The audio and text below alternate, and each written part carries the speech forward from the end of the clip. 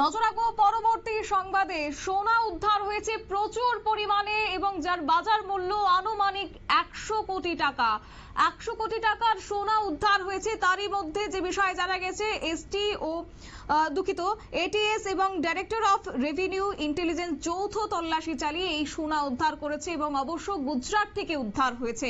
সোনা পাচারের অভিযোগে আগেই ছিল দুজন গ্রেফতার করা হয়েছিল তাদেরকে এবং তারই মধ্যে প্রচুর পরিমাণ সোনা উদ্ধার। তবে আসছে কোথা থেকে এই সোনাগুলি, বিস্তারিত জানবো। আমাদের সঙ্গে যুক্ত হয়েছে প্রতিনিধি রাজীব দত্ত। রাজীব, কি জানতে পারছো?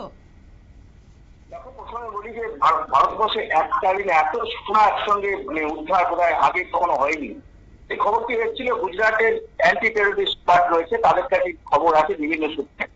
এবং যে এরকম গুজরাটের একটি জায়গা, সেই জায়গাটার নাম হচ্ছে বালোদি মহালক্ষ্মী এলাকা। সেখানে একটি হাউজিং এর বহুতলের একটা ফ্ল্যাটে সোনার লোকানো আছে।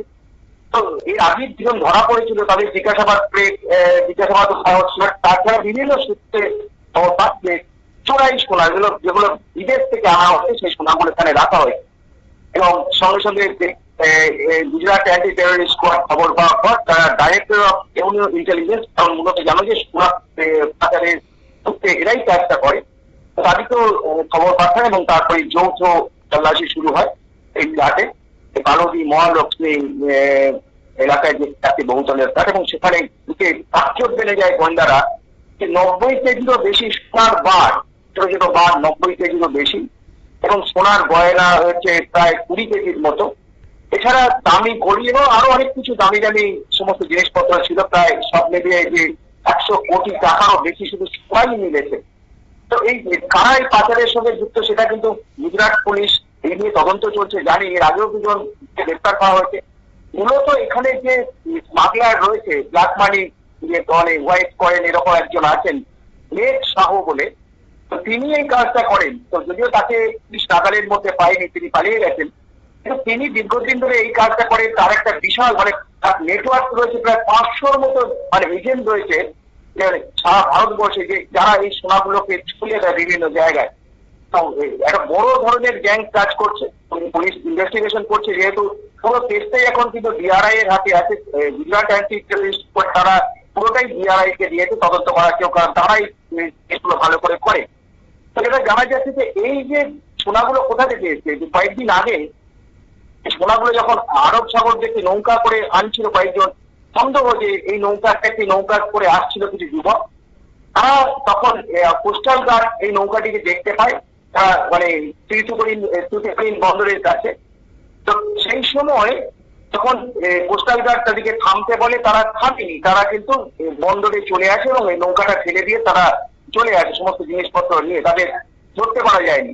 সম্ভবত জলপথেই কিন্তু কোনো দেশ থেকে এগুলোকে আনা হয় এবং সেদিনে কিন্তু তারপরেই গোয়েন্দারা তারা ফলো করতে শুরু করেন। কারণ কোস্টাল গার্ডের তরফ থেকে অ্যান্টি টেররিস্ট খবর দেওয়া হচ্ছে, তারপরেই এই নজরদারিটা বাড়ানো হয় এবং তারপরে ধরা গেছে যে এই জলপথে কোনো জায়গা থেকে সোনাগুলো আনা হচ্ছিল এবং সেগুলো ভারতবর্ষের বিভিন্ন জায়গায় কিন্তু পাচার করা হতো বা বিদেশেও পাচার করা হতো, এমন সম্ভাবনা ছিল। যাই হোক, এখন মেঘ শাহকে ধরার জন্য চেষ্টা হচ্ছে, কারণ প্রচুর এই চক্রের সঙ্গে যুক্ত, যদিও খুব সামান্য কয়েকজনকে ধরা গেছে।